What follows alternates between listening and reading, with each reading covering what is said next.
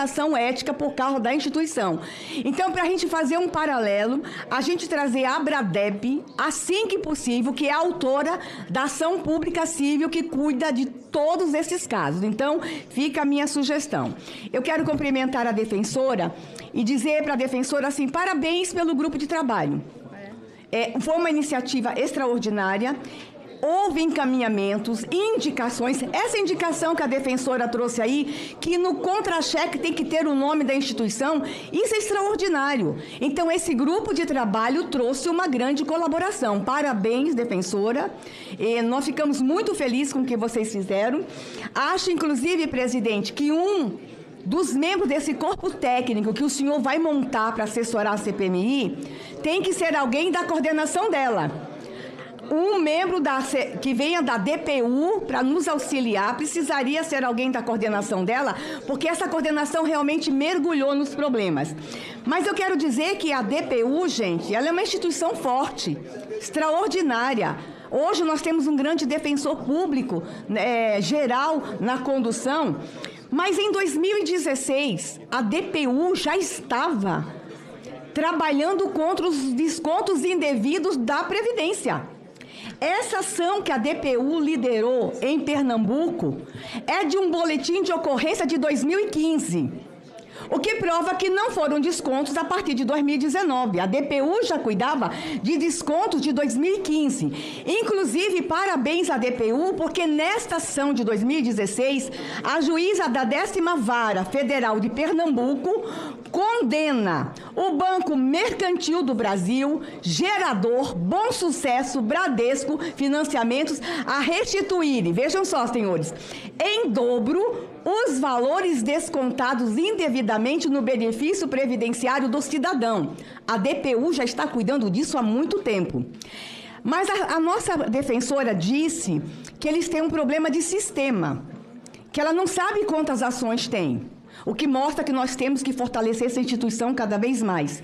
Precisamos dar orçamento para a DPU. Eu sou uma grande defensora do empoderamento da DPU. Portanto, doutora, a minha pergunta é possível que a gente tenha muito mais de 500 ações de 2015 para cá? Estou citando o exemplo de 2015, por quê?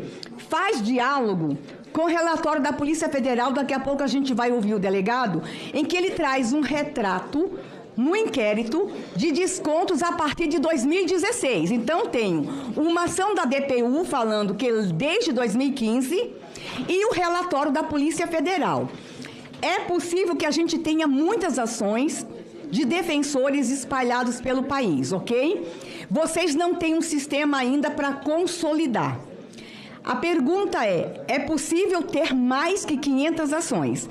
É possível? É possível. Ok. Sendo possível, relator e presidente, eu estou apresentando um requerimento agora para a gente oficiar o defensor geral,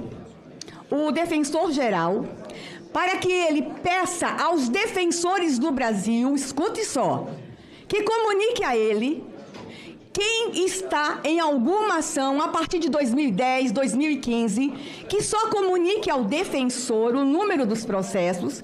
O defensor compartilha com esta comissão, porque essas ações vão nos dar um retrato do tamanho do problema.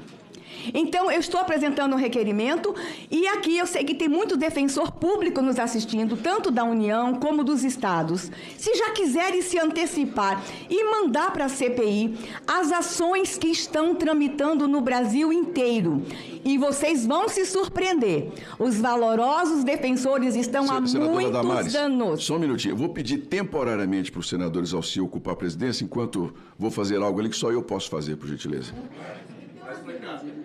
Os defensores estão há muito tempo, o que mostra que esses descontos indevidos, eles já estão passando de décadas.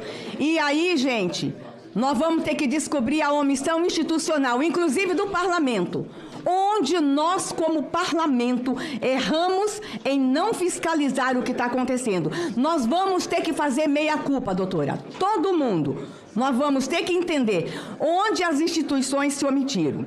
A minha pergunta, doutora, acho que no seu depoimento na Câmara, a senhora falou que tinha assistido que tinha mais de 2 descontos consignados ativos. Esse caso foi recorrente. Eu soube de um assistido que tinha mais de 10 descontos ativos. Foi recorrente esse tipo de situação?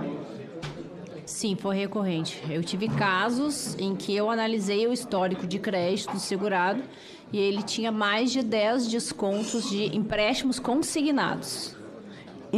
Gente, isso é muito grave. Primeiro, a senhora fala que 95% dos descontos associativos a pessoa nem sabia. Agora a senhora traz aqui uma informação que tem um assistido, que somente um assistido tinha mais de 10 descontos consignados. Empréstimos consignados, porque desconto não...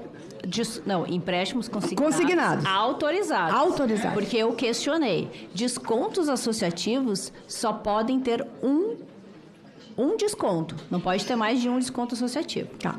A senhora falou dos indígenas. Vocês identificaram, coordenadora, como esses indígenas autorizaram? Supondo que 70% dos indígenas são analfabetos. A maioria nem documento tinha.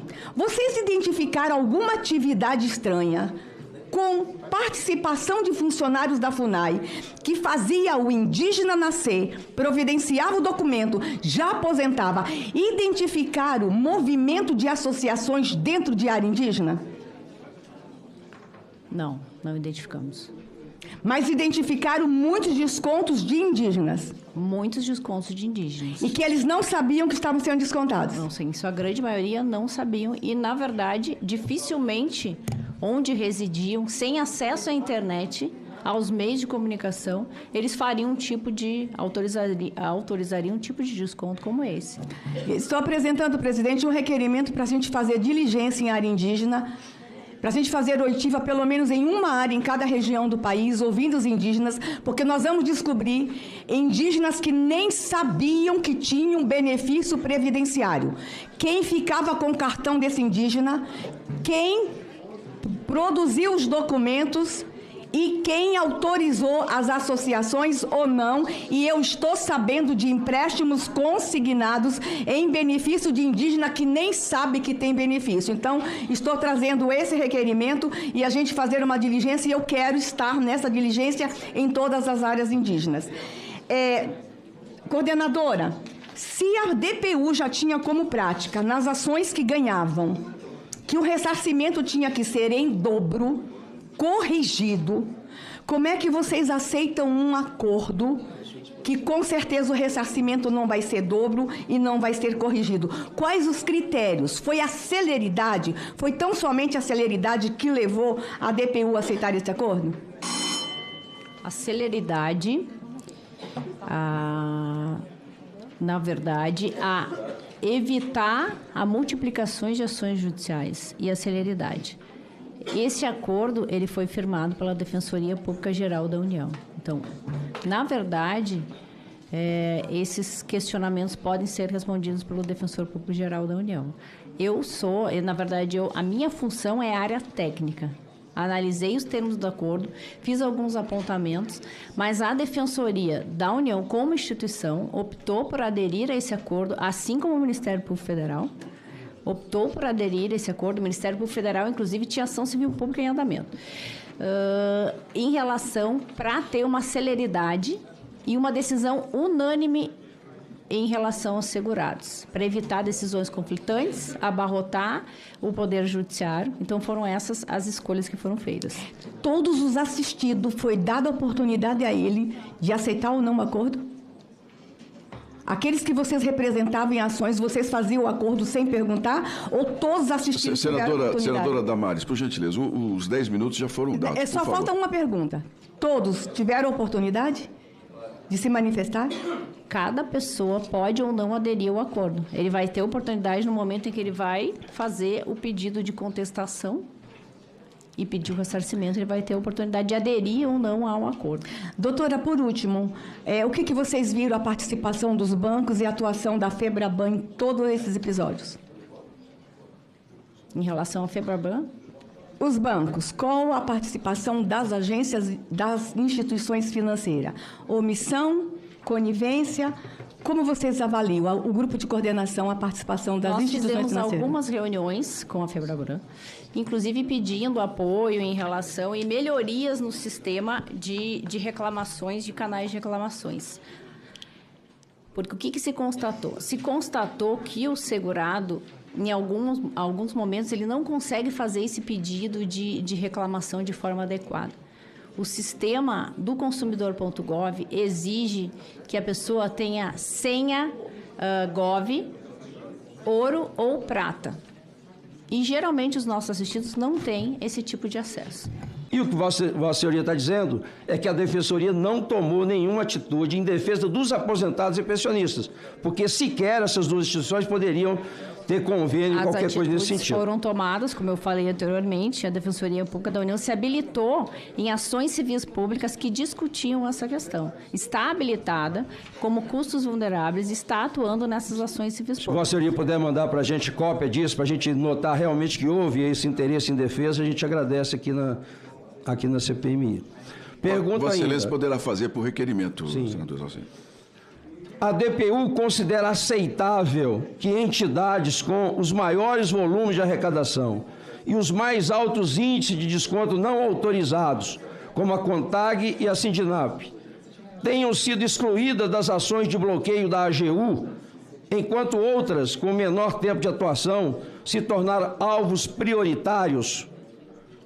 Como a DPU atua para combater essa aparente seletividade que protege entidades com laços políticos com o governo em detrimento da proteção dos aposentados? Através da habilitação das ações civis públicas que discutem essa temática. Especificamente com relação à CONTAG e Sindinap, totalmente irregular, de acordo com a lei, de acordo com o decreto, de acordo com a portaria. Houve uma ação específica com relação a essas duas entidades? A reação específica foi em relação à habilitação numa ação civil pública que é direcionada tanto ao INSS quanto à Dataprev e também tem algumas entidades associativas que estão no polo passivo dessa ação. Então, na verdade, a Defensoria Pública da União atuou nessas ações civis públicas, apontando ali, indicando quais as principais entidades eram mais problemáticas. Eu até fico assim, indignado até. Como que um órgão de defesa do aposentado e pensionista aceita participar de um acordo, tirando os direitos básicos, está na lei do consumidor, é uma lei aprovada pelo Congresso, e fazer um acordo que o aposentado tem que abrir mão da ação judicial?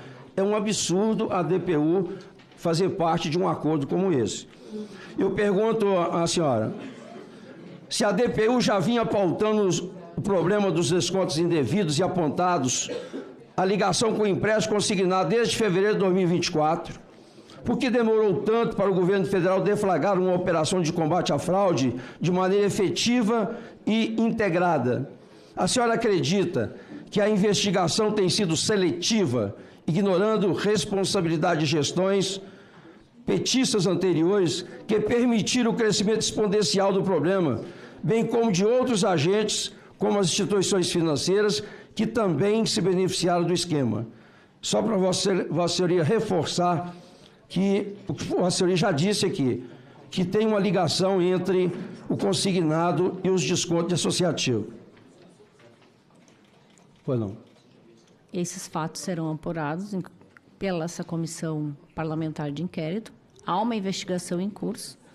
Então, a Defensoria Pública da União acompanha e aponta quais os principais problemas. As entidades que eu citei, elas foram excluídas, elas não foram acionadas pela AGU. A Defensoria Pública alertou a CGU ou a AGU, ou tomou alguma providência, porque a obrigação da defesa do aposentado e pensionista é da DPU, não é da AGU. A AGU defende os órgãos do governo. Vossa Senhoria e o órgão que Vossa representa tem que defender, tinha que defender os interesses do aposentado e pensionista. O que eu quero dizer é isso. Ou seja, a DPU não tomou nenhuma atitude com relação à seletividade de não ter realmente feito nada da AGU com relação à CONTAG e à Sindinap? Tomou atitude, sim. Essas Qual atitudes atitude? estão todas documentadas. Dentro da ação civil pública foram feitas manifestações da Defensoria Pública da União através da Defensoria Regional de Direitos Humanos e Nacional de Direitos Humanos. Essas informações podem ser solicitadas dentro do grupo de trabalho interinstitucional. A Defensoria Pública apontou várias falhas e problemas. Todas essas questões foram relatadas ao Tribunal de Contas da União e à CGU. Eu quero ver se há ação específica com relação às duas entidades. Eu quero saber isso. Que participou da ação pública, comentou alguma coisa, não quer dizer nada. Quer dizer com relação a isso, objetivamente. Mas aqui está encerrando o meu prazo.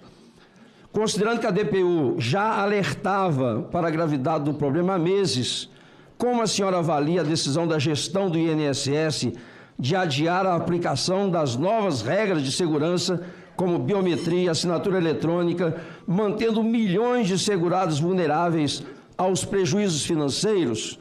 A senhora não acredita que a postergação dessas medidas foi uma falha intencional da gestão petista que permitiu que as fraudes continuassem a sangrar os cofres públicos e o bolso dos aposentados? Não tenho condições de responder essas informações. Provavelmente será apurado por essa comissão parlamentar de inquérito pelas investigações. Só essa comissão que vai apurar, porque o governo não apurou nada, muito pelo contrário, fez seletividade.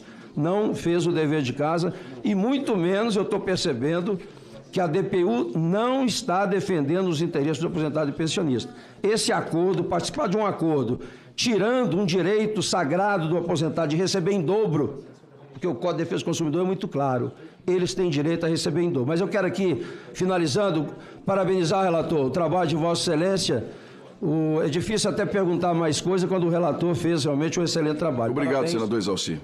Obrigado, presidente. De 2018 e 2019. Ok, eu gostaria de que a senhora informasse depois a comissão exatamente qual foi esse caso, em que data foi.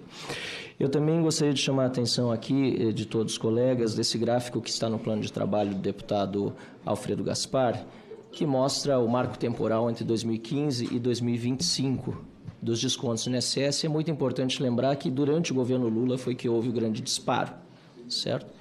Agora, antes disso, como sempre houve, lamentavelmente, roubo no INSS, nós sabemos que houve episódios, por exemplo, relatados pela imprensa, Geraldo Doca, em 2018, e INSS fará pente fino em convênios por suspeita de fraude, isso foi no jornal O Globo, e também em 2010, o mesmo repórter, contribuição compulsória, aposentados são descontados sem saber e sindicatos faturam milhões.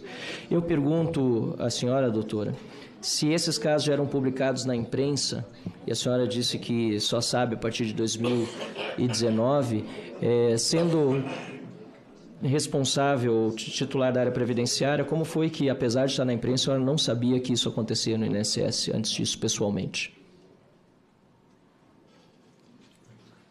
Nós temos conhecimento através dos relatos dos nossos assistidos. Mas a senhora disse antes, em resposta ao relator, que pessoalmente a senhora só soube dos descontos a partir de 2019. Gravei bem essa palavra. Pessoalmente. O que significa pessoalmente? Significa dentro da defensoria? Atendimento. A senhora nunca leu as matérias da imprensa antes? Claro, a senhora não conhecia as matérias da imprensa? Conhecia as matérias. Então a senhora sabe que antes de 2019 também acontecia esse tipo de roubo? Sei. Ah, bom. Então, a minha resposta foi em relação quando eu atuei. Tá bem, porque isso não estava claro. A senhora disse pessoalmente, eu sei, a partir de 2019. Mas a senhora tinha conhecimento, então, pessoalmente também, fora da sua atuação?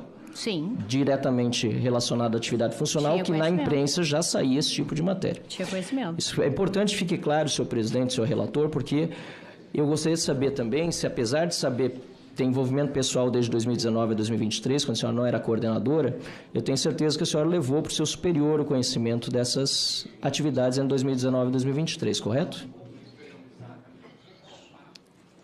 Eu atuei em favor de pessoas assistidas e tomei as medidas extrajudiciais ou judiciais. Mas eu lhe pergunto se levou ao coordenador pelo seguinte, porque quando a senhora foi coordenadora, a senhora tomou ação e decidiu fazer parte, inclusive, do grupo de trabalho e ir atrás desse escândalo. Mas antes disso, a senhora não era coordenadora e havia um coordenador. Gostaria de saber quem é o coordenador ou quem foi. Não me recordo, tem que ser solicitada essa informação à Defensoria Pública. A senhora não sabe quem era o seu coordenador? Não era o meu coordenador. Não era. Como é que funciona, então? Esclarecendo que nós temos independência funcional. O coordenador da Câmara de Coordenação e Revisão Previdenciária, ele não tem nenhuma ingerência em relação ao Defensor Público Federal. Mas a senhora tendo independência funcional, a senhora acha que a senhora não tem obrigação de levar para essa pessoa uma informação que a senhora já conhecia desde 2019 dentro da instituição como defensora pública? Não. A senhora não tinha obrigação de levar a essa pessoa essa informação. Eu discordo. Eu acho que a independência funcional não pode ser utilizada para blindar um superior e prejudicar aqueles que estão sendo lesados. A senhora não concorda?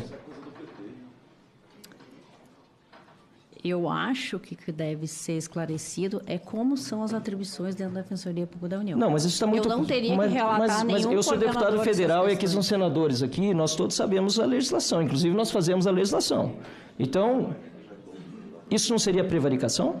Não. A senhora não informar o coordenador da área de que dentro da sua área de atuação estão acontecendo roubos e apesar de pessoalmente, repito aqui, me ajuda o senador Rogério Marinho, pessoalmente a senhora sabia dos casos, mas não informou o coordenador, não sabe nem quem era. Não me recordo quem era o coordenador no momento. Mas a senhora não acha que é prevaricação? Não. Ok. Eu gostaria também, senhor presidente, de perguntar para a doutora Patrícia Betim Chaves se o grupo de trabalho que a senhora entregava tinha prazo para encerrar.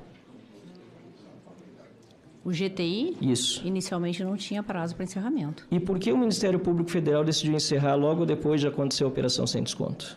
Essa resposta não cabe a mim. Mas não foi falado nada dentro do grupo? Não foi informado. Não havia comunicação dentro do grupo entre os membros? Havia. Mas não foi informado no encerramento? Não foi informado o motivo do encerramento. Mas foi informado o encerramento. Como foi feita essa informação? Através de um ofício dirigido ao Defensor Público Geral Federal. E o Defensor Público Geral Federal não questionou esse encerramento, a senhora tampouco? Não achou estranho? Não solicitou prorrogação? Não disse, olha, a situação está tão quente aí, está todo mundo falando nesse assunto, a gente precisa continuar investigando, gente. Isso é um absurdo. Vamos encerrar, a senhora não fez nada nesse sentido. Esse grupo foi criado pelo Ministério Público Federal. Mas a senhora era membro. Era membro, mas E não a cabe senhora não a tinha- mim questionar, porque essa é uma escolha e uma decisão do Ministério Público A Federal. senhora não podia questionar nada dentro do grupo, então a senhora não tinha participação efetiva no grupo. Tinha participação efetiva no grupo. Mas como é que um participante efetivo não pode questionar a decisão do seu coordenador? Não cabia a mim questionar. Não podia fazer nenhuma pergunta a ele. Poderia fazer a pergunta, Então, mas o a senhora grupo poderia questionar. é criado pelo Ministério Público Federal. Mas são duas coisas exatamente idênticas. Fazer pergunta ou questionar é a mesma coisa. Então a senhora poderia ter questionado o coordenador, mas a senhora preferiu não questionar. Preferiu que o grupo encerrasse sem que a Defensoria Pública da União se manifestasse. E a senhora diz que a DPU não é órgão de controle, mas a DPU ajuiza uma série de ações civis públicas, emite recomendações sobre políticas públicas, e eu te pergunto, por que a DPU não ajuizou nenhuma ação civil pública para afastar a cúpula do INSS ou até mesmo para tomar medidas mais drásticas para que o INSS adotasse providências quanto à implantação da biometria, por Última exemplo? pergunta, por favor. Essa deputado. pergunta Foi final. não. Eu gostaria de saber se a DPU... Desculpa, presidente, só pela interrupção vou repetir para ficar bem claro. Se a DPU ajuiza toda hora ação civil pública, isso aqui é muito corrente aqui, emite recomendações sobre políticas públicas. Por que, nesse caso, a senhora acredita que não foi ajuizada nenhuma ação civil pública para afastamento da cúpula do INSS, ou então que se tomasse medidas drásticas para que o INSS adotasse providências quanto à implantação da biometria? Os defensores regionais de direitos humanos ou a Defensora Nacional de Direitos Humanos têm independência funcional e avaliar qual a sua forma de atuação, que pode ser não somente judicial, mas extrajudicial, através de recomendações. E por que o DPU Obrigado, não fez deputado nesse caso? Barrato. Não, mas a pergunta não foi O prazo respondida. o encerrou. Mas só por que deputado. não fez nesse caso? Só essa pergunta. Por que nesse caso não foi feito, na sua Não cabe opinião? a mim responder essa pergunta. Ok, obrigado, senhor presidente. As inspeções realizadas pelo Tribunal de Contas da União e se constatou um aumento realmente de descontos associativos e um aumento da criação das entidades, das associações. Então, houve um aumento gradual das entidades associativas.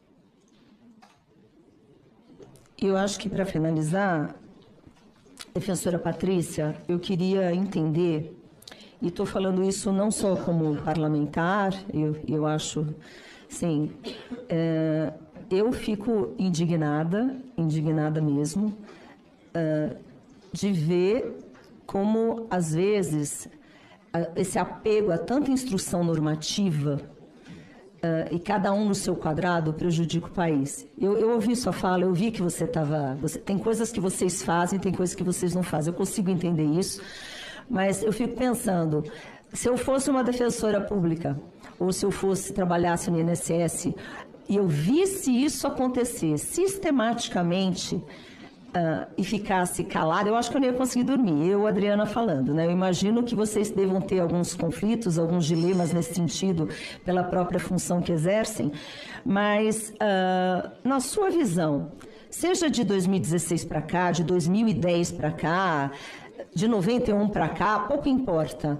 Você acha que os órgãos, a gente poderia fazer uma revisão completa dessas revisões normativas para que realmente todo servidor público se conscientizasse que é um cidadão brasileiro e que tem que pensar no país, ao invés de saber que tem muita coisa errada, mas este não é o meu quadrado, não está isso é obrigação do TCU e CGU, e fazer alguma coisa, gritar, porque eu acho que eu não ia conseguir dormir. Eu vou devolver a palavra para que a senhora possa expressar, porque assim, eu fiquei indignada e fiquei pensando, cada um no seu quadrado prejudica o país.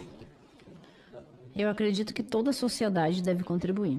Isso é uma política pública. A gente está falando do sistema da Seguridade Social, da Previdência e da Assistência Social. Então, essa é a responsabilidade de todos, na verdade. Mas é a Defensoria, a voz dos vulneráveis. Quero deixar isso bem claro. É a voz dos vulneráveis. Muito obrigado pelo cumprimento do prazo. Com a palavra o deputado Marcel Van Hatten. Então, assim, essa é uma grande demanda. A estruturação da Defensoria Pública da União, ela deve ser feita. Houve pedido ao governo Lula dessa melhor estruturação por parte do seu departamento? Vigente que os escândalos explodiram e os números aqui de sindicatos pularam, aumentando de 50 mil filiados cada um para 39 no governo Bolsonaro no ano de 19, 20, 21 e 22. Foram apenas uma instituição por ano. E no governo Lula tivemos, no ano de 23 e 24, 39 instituições cadastrando mais de 50 mil beneficiados. Não houve intenção do seu órgão em aprimorar. Um professor numa escola, ele reivindica um ar-condicionado, ele reivindica uma boa quadra de futebol. Hoje, os defensores não se preocupam em aumentar o seu campo de atuação pedindo infraestrutura. Houve esse pedido ao governo Lula? Houve, se preocupam sim em aumentar, inclusive com o processo de interiorização e cumprimento. E o governo Lula não uma atendeu o pedido de vocês? O governo Lula respondeu a algum pedido de melhor infraestrutura do seu departamento ou não? Não tenho conhecimento. Esses questionamentos devem ser feitos ao defensor-geral. São essas respostas que levam a crer que a senhora foi blindada. Levam a crer, eu não estou afirmando, mas esse tipo de resposta, a senhora milita na área da Previdência há muitos anos. Desde 2011 no Rio Grande do Sul. Então seria como um técnico de natação, que eu sou professor de educação física, se eu não soubesse a ordem de um revezamento 4 estilos na Olimpíada. É isso que passa aqui para a gente, mas eu agradeço a sua presença. Houve identificação de padrões recorrentes entre as entidades que promoviam os descontos, como CONTAG, AMBEC, ABCB, CAP e outras. Alguma se destacou em quantidade ou reincidência? Várias entidades se destacaram, foram apurados em casos individuais. Essas entidades nós podemos fazer um relatório informando, pode ser requisitado essas informações. Não trouxe os dados específicos por causa da dificuldade do nosso sistema. Fui convocada para comparecer a essa comissão em menos de 48 horas. Tenho prerrogativas, inclusive, de ser ouvida de acordo e de forma acordada com a autoridade. Fui convocada em menos de 48 horas, durante uma reunião institucional, em que estava fazendo meu trabalho aqui em Brasília, me prontifiquei a vir aqui para os devidos esclarecimentos. Obrigado, doutora Patrícia. Terceira pergunta. Existem relatos de atuação de operadores ou facilitadores, como o senhor Antônio Carlos Camilo Antunes, conhecido como Careca do INSS, como o senhor Maurício Camezotti, que aqui, na opinião de vários membros aqui da oposição, parece ser um sócio oculto da AMBEC e da CEPAP, inclusive a AMBEC e CEPAP tem como escritório de advocacia o senhor Henrique Lewandowski, filho do ministro da Justiça, Ricardo Lewandowski, que defende e que foi contratado 1 mês e meio antes da operação... Como é que é o nome da operação? Essa operação recente aqui que me fugiu. Isso, essa mesmo. E também da senhora Cecília Rodrigues Mota, advogada, ex-presidente da APEM e da AAPB. Tudo isso aqui foi organizado por assessores legislativos do Partido Novo, né? Só que o que importa é as pessoas que estão aqui em volta, né? Que essas pessoas que a gente tem que descobrir. Esse tipo de lobby, organização ilícita, que intensificou o esquema, na sua opinião? Eu acredito nas instituições e falo que esse escândalo, ele ultrapassa governos. Sim. E que a gente deve melhorar a política de Estado, as políticas públicas. A Defensoria Pública da União, ela representa os mais vulneráveis. A Defensoria Pública da União tomou todas as medidas que ela podia tomar, tanto de forma extrajudicial quanto de forma judicial, ajuizando diversas ações judiciais para afastar esse desconto associativo indevido ou fazendo pedido de exclusão caso a caso no sistema do INSS. Então, quando se fala que a Defensoria Pública da União não tomou providências, tomamos providências, sim. Está tudo documentado. Inclusive, todas as memórias de reunião que foram realizadas no grupo de trabalho. Este grupo de trabalho interinstitucional, ele não trata apenas de descontos associativos, ele trata de questões previdenciárias e assistenciais, fila do INSS, todos os problemas que nós temos dentro da política previdenciária. Então, a temática não é somente descontos associativos. Então, o papel da Defensoria Pública da União sempre foi proteger os mais vulneráveis. Ninguém teve preparo aqui para fazer nada, até porque eu, repito, fui convocada em menos de 48 horas e me prontifiquei a vir até aqui. Doutora Patrícia, agradecemos muito a sua presença e eu vou para a última pergunta. Quando o governo do PT fala que vai devolver o recurso, agora todos os brasileiros foram roubados, né? Porque o recurso não é do PT, o recurso é inclusive de quem não é aposentado. Por isso a importância da Defensoria Pública do nosso país. Última pergunta. Foi constatada a participação interna de funcionários do INSS facilitando cadastros? Excelentíssima Excelência. Não. Senhor presidente, senhor relator, doutora Patrícia, meus cumprimentos. Eu vou ser a voz do povo, doutora, tá? É o meu estilo. Voz do povo. Jeito de povo. Eu que sou nascido na floresta amazônica, sou quilombola de uma cidade que só tem quilombola, no Vale do Guaporé, em Rondônia. Tá bom? Eu vou iniciar, ficando até de pé, mostrando um gráfico. O gráfico que é público. Do roubo dos aposentados. Eu sei que a senhora consegue ver daí. A senhora está vendo um gráfico mais compridinho aqui para vertical? A senhora consegue ver, né? Sim. Isso aqui foi em 2024. Esse gráfico aqui, que eu vou mostrar para todos, até para a imprensa, esse gráfico aqui é 2024. Sabe de quem era o governo? Do Lula, o ex-presidiário. Foi quando, em 2023, dá para a senhora ver, eu sei também, o Brasil também, em 2023, abaixo desse gráfico que está no teto, é um outro abaixo. É em 2023, no governo do Lula.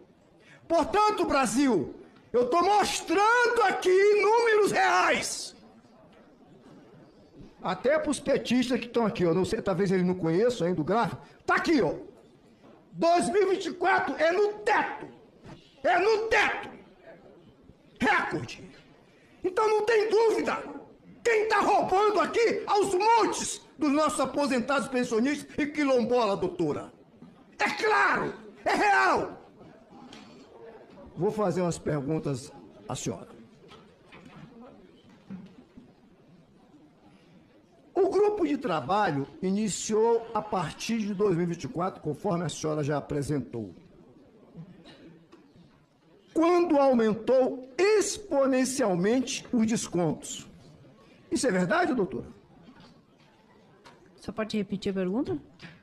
O trabalho iniciou em 2024, o trabalho do grupo de trabalho da senhora, do GP.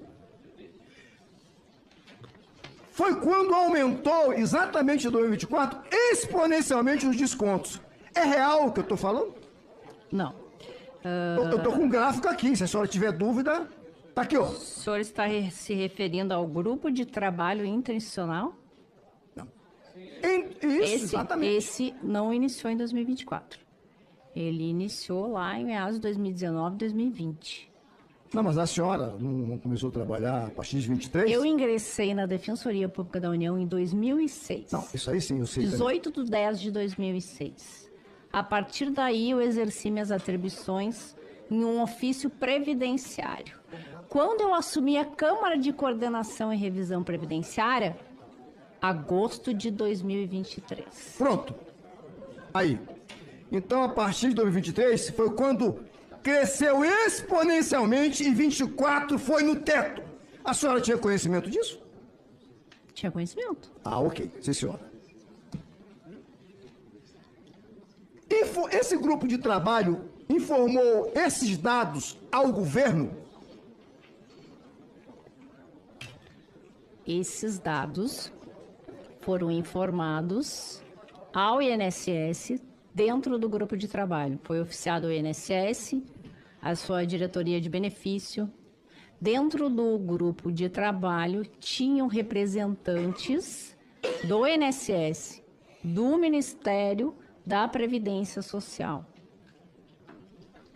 Muito bem. Doutora,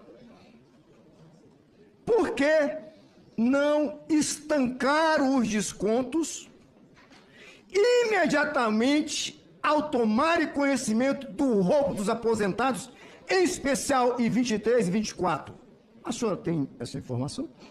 É o que eu sempre perguntei dentro do grupo do GTI. Essa informação, eu não disponho dessa informação. A senhora tinha conhecimento do roubo pelo sindicato do irmão do Lula, o Frei Chico? Não. Nunca ouviu falar nele nesse período? Posteriormente às operações, quando iniciou, quando foi deflagrada a operação da Polícia Federal, sim. Anteriormente, não. Na sua avaliação, realizada pela Defensoria Pública da União, os controles implementados seriam suficientes para coibir o cenário de explosão das fraudes dos descontos associativos? Acredito que ainda não foram implementados todos os controles necessários. Ainda há muito que evoluir em relação para evitar as fraudes, tanto nos descontos associativos quanto em relação aos consignados. Acredito que deve ser aperfeiçoado e cumprido as determinações do Tribunal de Contas da União e da CGU. Entendi. O grupo de trabalho analisou o artigo 11 da Instrução Normativa sobre a obrigação das entidades ressarcirem os descontos em 10 dias e se faltou fiscalização do INSS nesse ponto? Essas medidas, elas eram cobradas principalmente pela responsabilização das entidades associativas. Foram solicitados relatórios de quais eram as entidades associativas mais reclamadas, se estariam sendo aplicadas multas, se solicitou relatório de quais as entidades associativas estavam com suspensão dos acordos de cooperação. Todas essas informações foram solicitadas e elas constam das memórias de reunião do GTI. Foram solicitadas ao INSS. Doutora, é a voz do povo agora. Vai ser uma pergunta para o povo brasileiro que está assistindo aqui. A senhora pensando nos vulneráveis, nos analfabetos, nos indígenas, que eu sou indígena, tucano. Isso tocou no seu coração? Com essas certeza. Pessoas sendo roubadas por esse governo? Com certeza, eu atendi várias pessoas nessa situação. A voz do povo também é da DPU. Muito bom. Gostei do que a senhora falou. Se a DPU tem essa sensibilidade, por que a DPU concordou e concorda, me parece, com esse acordo em os nossos velhinhos e velhinhas, deficientes físicos, vulneráveis, têm que assinar um acordo para não recorrer à justiça? A senhora não acha uma contradição isso? A DPU aceitar e não defender contrariamente isso? DPU continua defendendo. Acredito e me surpreende que OAB assinou esse acordo. Ministério Público Federal assinou esse acordo. Não, eu estou falando da DPU. E a cobrança é em cima da Defensoria Pública da União. Eu vou lhe dizer por quê. Defensoria me parece que é para defender. Ministério Público não é defender. OAB não é defender. Mas Defensoria, senadores e deputados, não é para defender? Então eu acho que a DPU está precisando se inteirar com a sua missão. Se a Defensoria Pública da União é defender em especial os nossos vulneráveis. E me parece que estão desviando a finalidade da Defensoria Pública da União. Eu estou falando como povo, como analfabeto, como vulnerável, como indígena que eu sou e como quilombola que eu também sou. É triste ver o posicionamento da DPU acatar e aceitar isso. Um acordo para eles receberem o recurso e não recorrer à justiça. Eu defendo recorrer à justiça para todos os que estão sendo roubados. Todos, doutora. Todos. Obrigado, presidente. Obrigado, Coronel Crisóstomo. Complementar aqui? Não, perfeitamente. Esse acordo, ele faz parte da política da Defensoria Pública da União. Ele foi assinado, mas ele não impede que nenhum segurado possa recorrer ao Poder Judiciário, complementando. Isso ficou bem claro e consta do acordo. O acordo foi feito buscando uma solução da ação que vai tramitar, a ação penal que está em curso, enfim, as medidas são tomadas pelos órgãos competentes. A preocupação da Defensoria Pública da União é com os nossos assistidos, com os aposentados e os pensionistas, para que eles não venham a ser novamente lesados. Perfeito. Essa é a nossa maior preocupação. Perfeito, Patrícia. Senhora Patrícia, queria pedir, a senhora já respondeu a pergunta anterior, mas a senhora conhece a MP 871 de 2019. Tem conhecimento dela? Ela foi editada por Jair Bolsonaro dia 18 de janeiro do primeiro ano de mandato do presidente Jair Bolsonaro. Ela visava, basicamente, coibir os descontos que a senhora acabou de dizer, que a senhora se revolta quando vê um aposentado ser descontado de forma irregular. Concordamos aqui. Ela visava, a senhora me corrija se eu estiver errado, que essa revalidação dos descontos ocorresse anualmente. Concorda comigo? A CMP fazia isso. Pois é. Naquela altura do campeonato, o presidente Bolsonaro já tinha recebido as denúncias e em 18 dias de mandato protocolou uma medida provisória para que esses descontos não acontecessem mais. Pois essa MP, defensora, recebeu diversas emendas de parlamentares na sua quase totalidade do PT. Dentre eles, nós temos vários aqui que eu não vou citar nominalmente, mas essas emendas são oriundas, segundo informações, da CONTAG. A CONTAG, que era presidido, caro colega Caveira, por ninguém mais, ninguém menos que Aristides Veras, irmão do deputado federal do PT, Carlos Veras. Ou seja, um irmão de um deputado do PT presidia uma das entidades que mais roubaram os aposentados à época.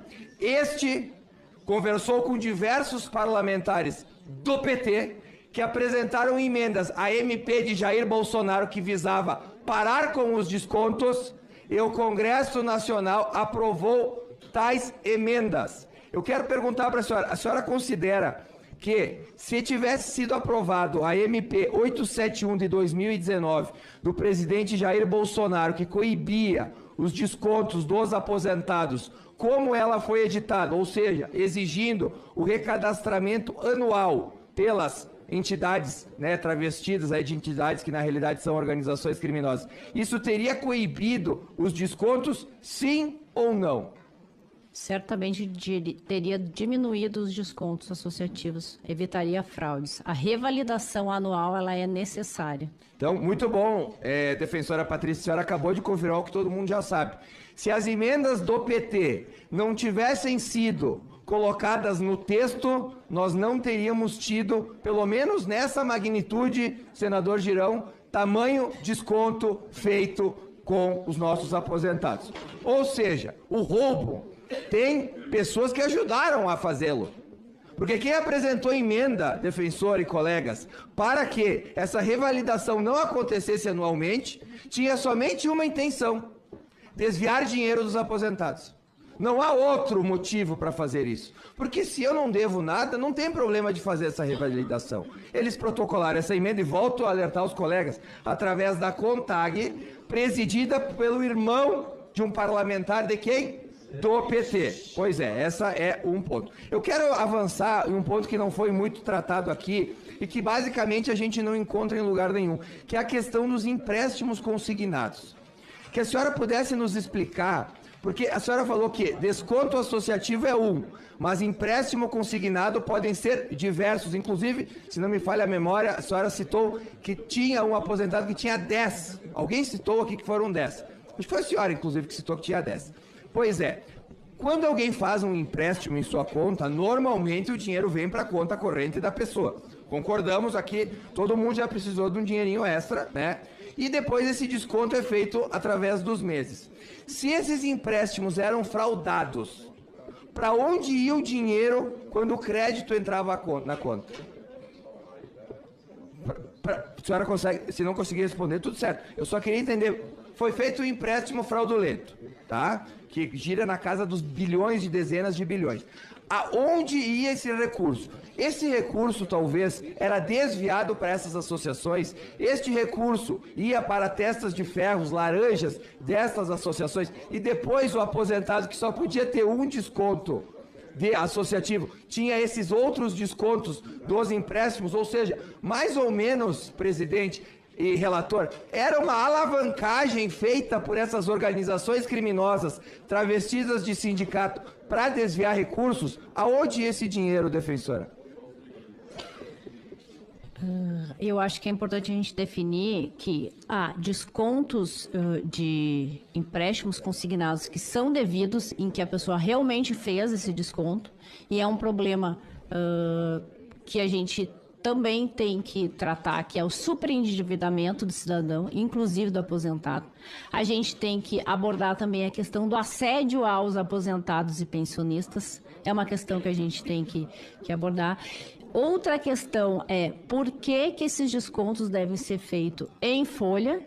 Também é uma questão que a gente tem que abordar. Além desses descontos feitos na folha do INSS, tem os descontos diretamente feitos na conta do segurado. Sim, mas o dinheiro, o crédito, ele ia aonde, defensora? Ele entrava na conta, porque o cidadão, ele ia estranhar, pô, apareceu R$2.000 aqui para mim. Ele aparecia na conta ou ele também era desviado por essas? Muitas vezes ele aparecia na conta e o segurado não sabia o que era. Muitas vezes ele acreditava que eram atrasados de ações judiciais. Veja bem, a gente está falando com pessoas extremamente vulneráveis. É um dinheiro que apareceu na conta dele, ele não sabe do que é. Às vezes aparecer na conta, às vezes não. Isso eu não tenho conhecimento, porque isso aí, na verdade, deve ser apurado, né, pelos órgãos competentes. Mas quando chegava alguém para pedir sobre o empréstimo, olha, está tendo descontado um valor X além da associativa. Eu não vi esse recurso. Tu nunca chegou a pegar um caso desse da pessoa, tipo, aonde está esse dinheiro? também tinha casos em que o dinheiro não tinha sido depositado. Então, relator, eu quero pedir que o senhor preste atenção nesse detalhe, Alfredo Gaspar, porque nós estamos dizendo que essas associações faziam empréstimos fraudulentos, o dinheiro muitas vezes não entrava sequer na conta do associado e ele era desviado para onde? Para onde era desviado esse recurso? O tamanho da magnitude do que nós estamos vivendo aqui é que vai muito além dos descontos promovidos, relator, por associativas. Elas fraudavam empréstimos, esse dinheiro, segundo a defensora, sequer entrava na conta do associado, do aposentado, e ele já era desviado para algum lugar.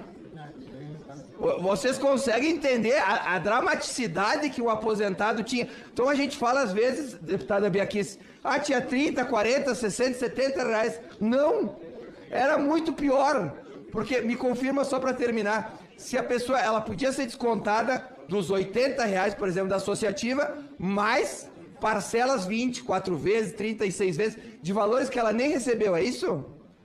Sim, o desconto associativo só pode ser um. Então ela poderia... Advocacia da União.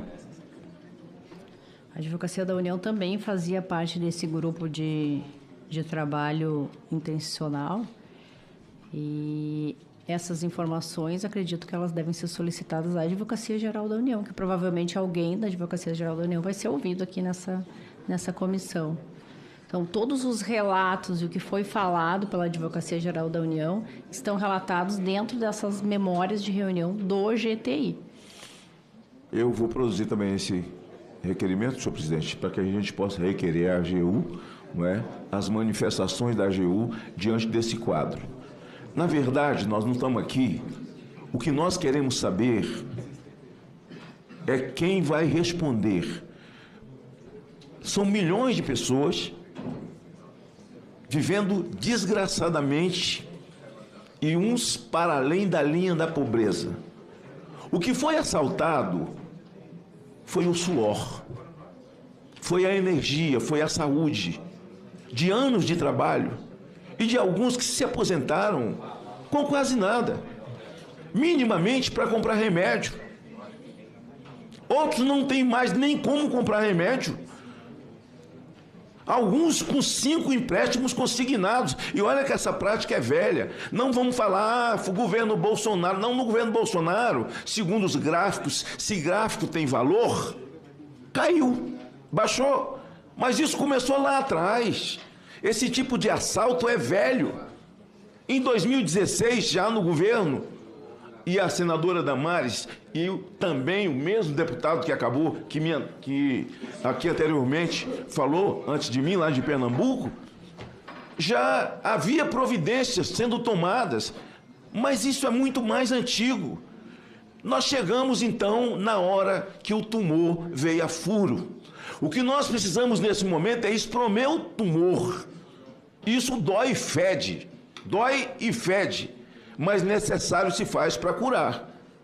A minha alegria é que nós temos um relator que não é um novato, ou que tivesse 5 ou 6 mandatos, mas que não tivesse conhecimento, profundidade jurídica, para produzir um relatório em que se peça a punição sem passar a mão na cabeça de nenhum desses pilantras. Veja só, eu tive do presidente a garantia de que o meu requerimento de número 989,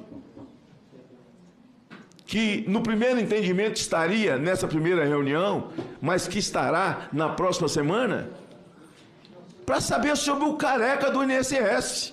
Porque se nós não soubermos do careca do INSS, a CPI é natimorta. Sem ele é natimorta. Então esses bilionários, e eles não tiveram nem a vergonha de esconder isso, a coisa apareceu. E a minha pergunta é, que horário que o careca entrou? Qual horário que ele saiu? E isso no gabinete de quem? E onde, por quê? Então, quando a imprensa pede informação, a única resposta que a casa dá é que isso fere a privacidade do senador. Não, não é verdade. Se nós queremos, na verdade, chegar a resolver um crime em alguns momentos, perguntas feitas a Vossa Senhoria, a senhora se mostrou humana, sabe? Porque quem faz um troço como esse não tem humanidade, não tem simpatia, não tem... O cara imaginar que ele vai tirar R$100 de quem recebe 1.400. Um cara desse não tem sentimento. Então esses demônios não podem saírem impunes disso. E o meu medo é que o relatório de uma CPI vai para o PGR, vai para o senhor Gunê. O meu medo é que os crimes, o Lupe foi mandado embora por corrupção pelo governo Lula. O senhor Gunê já mandou arquivar dizendo que ele não tem crime nenhum. O crime agora quem tem sou eu, porque ele foi mandado embora por corrupção, eu me manifestei e ele entrou com o processo contra mim. Para encerrar, eu vou encerrar. Mas o careca do INSS, o senhor Lupe, os servidores mais próximos e hoje também o ministro que era o braço direito do Lupe e não sabia o que o Lupe fazia.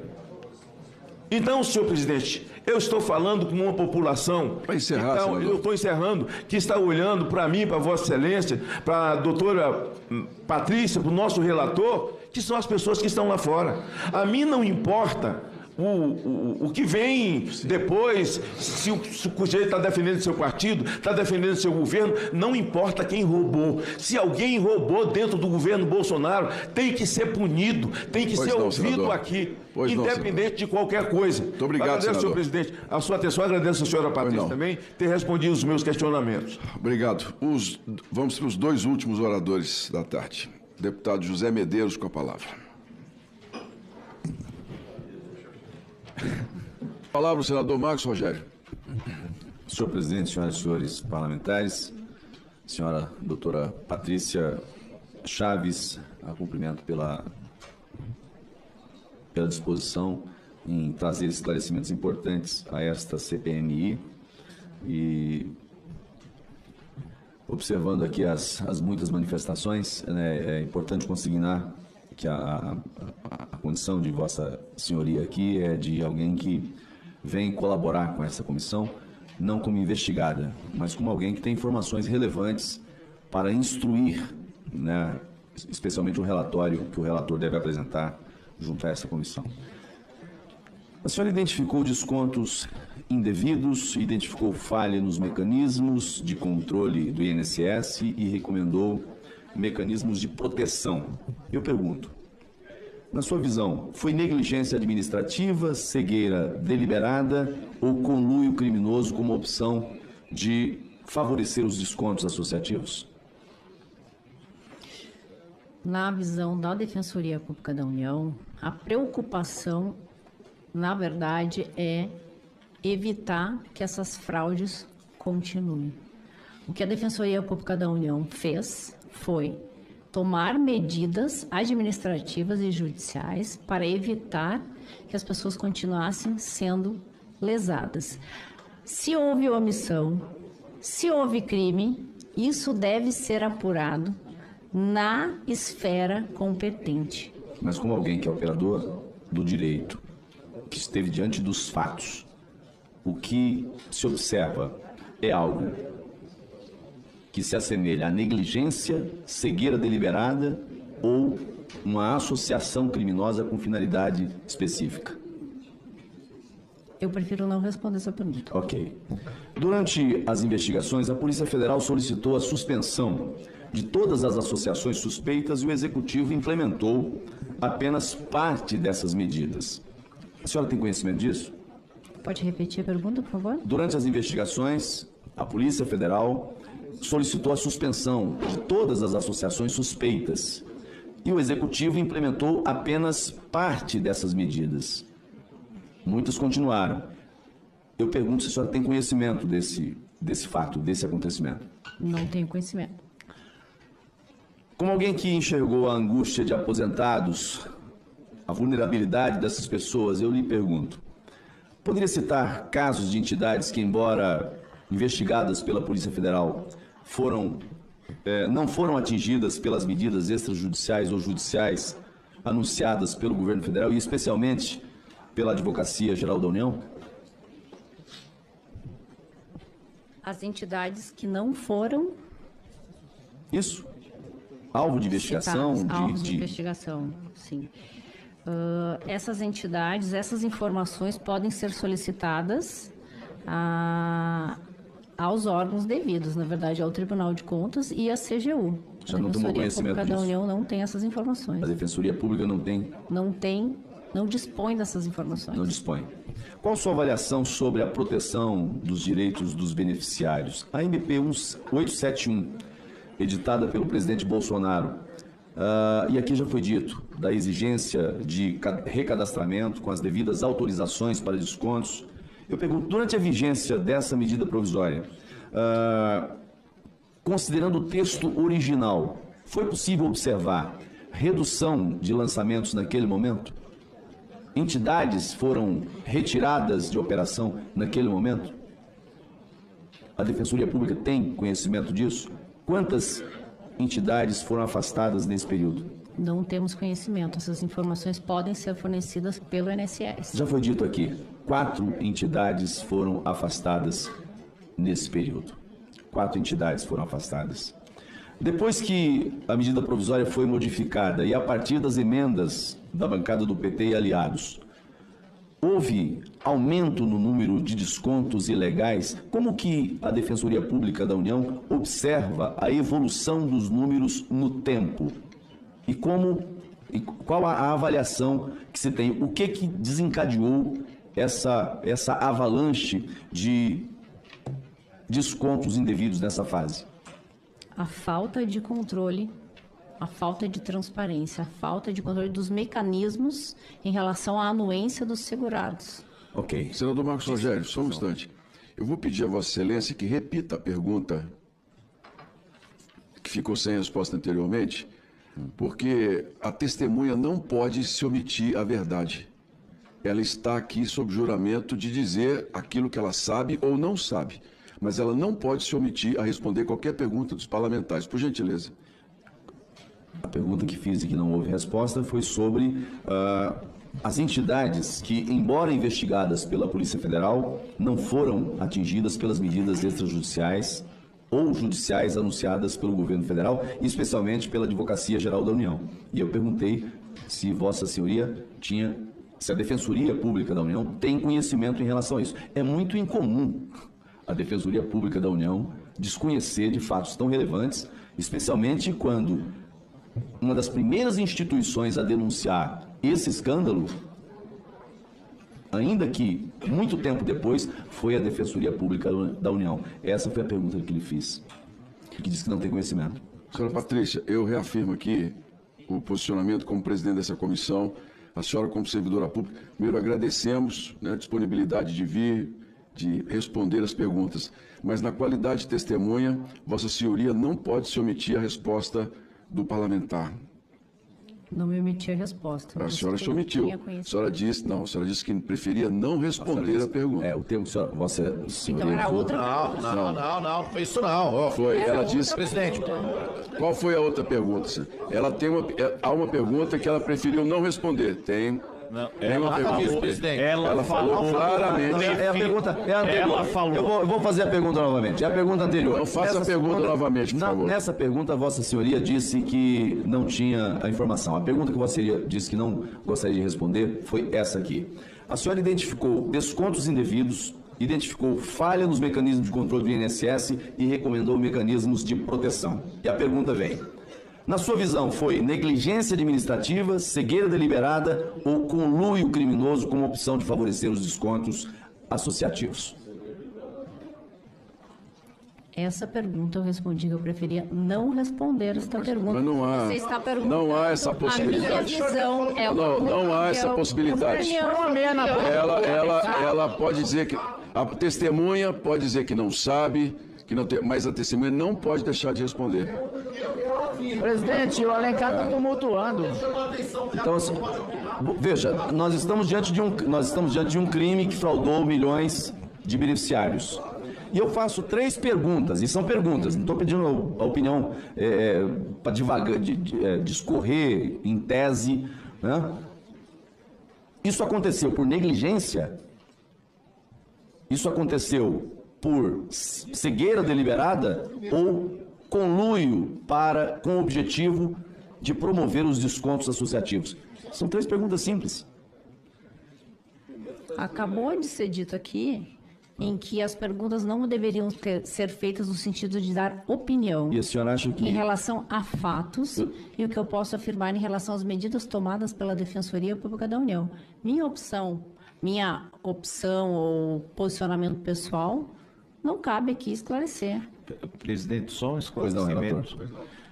Olha, ela está certíssima em dizer que não pode responder por achismo. Mas o senador não perguntou se a senhora acha, não. O senador está perguntando com base na sua atuação profissional, pelo que a senhora apurou. Ou a senhora vai dizer a resposta, ou a senhora vai dizer que não sabe, é simples. O que não pode é a senhora calar a verdade, como a senhora disse, prefiro não responder. Assim, essa opção, prefiro não responder, não existe. A pergunta foi, na sua opinião, não, a senhora sabe, tem ciência ou não tem ciência? A pergunta foi, na sua opinião.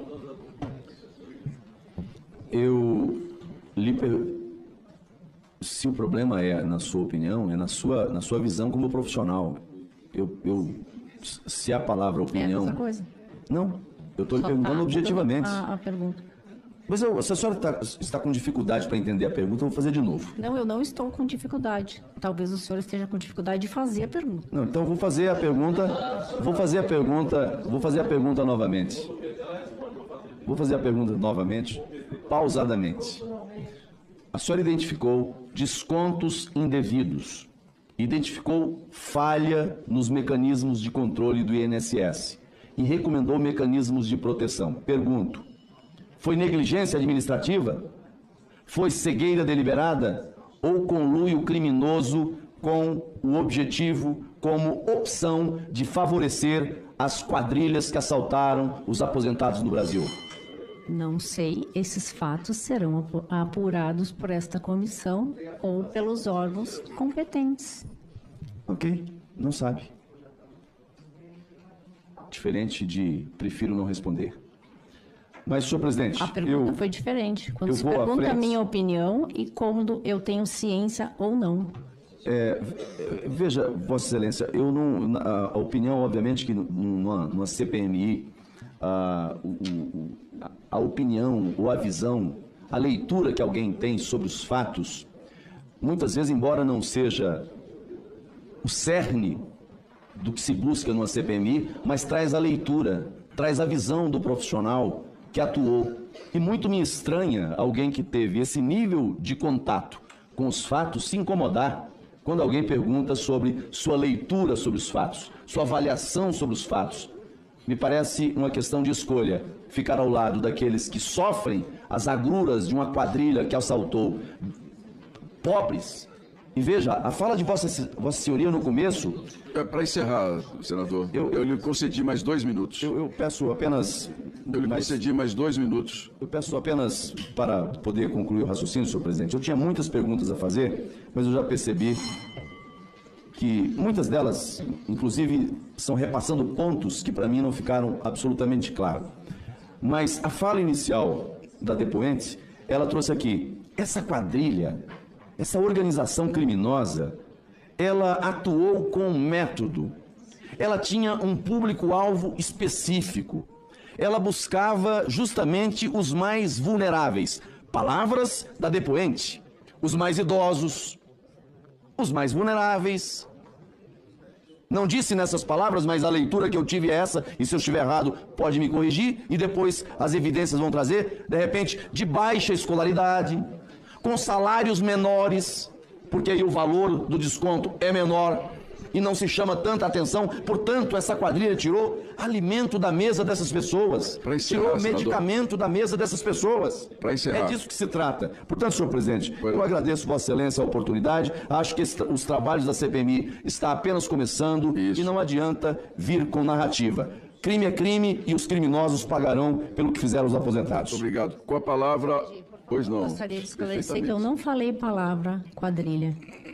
Provavelmente quem escutar a gravação vai ver que em nenhum momento eu falei em quadrilha. Não, o senhor está colocando palavras na minha boca. Não estou atribuindo a Vossa Senhoria a palavra quadrilha. Quadrilha quem está chamando sou eu. Tá bom. Eu agradeço, presidente. Então vamos lá. Primeira parte importante. A doutora Patrícia Betim Chaves, ela disse que tinha conhecimento, senhor Rogério Marinho, senador, desde muito antes de 2018, de descontos associativos, descontos feitos na folha, ou melhor, diretamente dos beneficiados do INSS, porque não há como negar que a própria imprensa dava esse tipo de notícia. Ou seja, a versão inicial de que desde 2019 caiu por terra porque, obviamente, a própria doutora Patrícia disse que já conhecia de antes esse tipo de fraude no INSS. O segundo ponto importante, senhor presidente, é que fica claro que desde 2023 houve um pedido de exclusão, os pedidos de exclusão de descontos associativos no governo do Lula dispararam. Isso aqui foi obtido via Lei de Acesso à Informação, e foi nessa época, justamente, infelizmente um pouco tardiamente, que a Defensoria Pública da União entrou com mais afinco.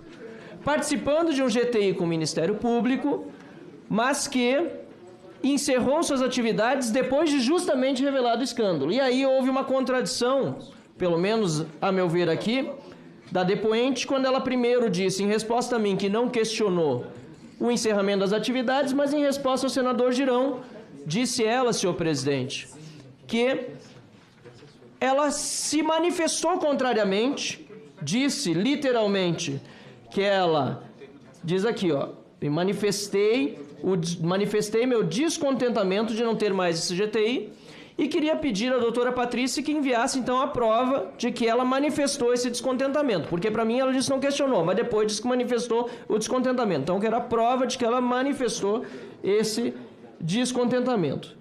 Também disse que não falou com nenhum deputado, nenhum senador, mas as fotos revelam, não estava aqui no momento, que o único deputado registrado conversando com a depoente durante esse período foi justamente o deputado Paulo Pimenta, do PT. E, finalmente, reconheceu que as emendas que o PT sugeriu durante o governo Bolsonaro e que pioraram a fiscalização e atrasaram a biometria foram fundamentais para que a roubalheira acontecesse em resposta ao deputado Maurício Marcon. Então, eu acredito que várias das manifestações aqui foram esclarecedoras, algumas foram controversas e precisam de esclarecimento posterior, e por isso pedi, inclusive, à doutora Patrícia que nos envie as provas de certas de suas manifestações e também dos processos que anteriormente defendeu ou em que atuou na defesa de pessoas que foram lesadas. Mas fica aqui também, senhor presidente, assim, a minha insatisfação com esse acordão que foi costurado no Supremo Tribunal Federal, que prejudica o cidadão que vai buscar os seus direitos porque foi lesado. Por dois motivos principais. O primeiro é aquele que nós já estamos aqui há muito tempo insistindo, que é o que faz com que o pagador de impostos pague a conta, quando na verdade quem deveria pagar é quem roubou. Então nós precisamos fazer quem roubou devolver o dinheiro, porque quem está pagando a conta disso tudo é o cidadão, nós todos que pagamos impostos brasileiros, pagando os ressarcimentos. Então era preciso que nesse acordo houvesse também uma forma de haver esse ressarcimento que não saísse unicamente dos cofres públicos. Mas, em segundo lugar, senhor presidente, muito mais grave, porque a Defensoria Pública da União participou, segundo as próprias palavras da doutora Patrícia, de um acordo que prejudica o cidadão. Porque ela disse, num acordo sempre tem que todo mundo ceder um pouco. Mas esse tipo de acordo que faz o cidadão perder o direito de recorrer no judiciário por danos morais, de ganhar o dobro do que lhe é devido, é prejudicial para os mais pobres. O cara já foi roubado, não foi consultado, porque as instituições se reuniram, aquela coisa de Brasília, né? As elites se reúnem ali, é OAB, é Ministério Público, é Defensoria Pública, ministro do STF. O cidadão não é consultado, fazem um acordo que é prejudicial para a vítima. A vítima já foi roubada e tem direito não só ao ressarcimento, como ainda a compensações, e a própria Defensoria Pública da União acaba aceitando essas condições. Eu acho isso revoltante, senhor presidente da CPMI, senador Carlos Viana, faço questão de me expressar aqui, e aqueles que não fizeram acordo, talvez alguns precisam fazer para receber logo, porque precisam do dinheiro para comer.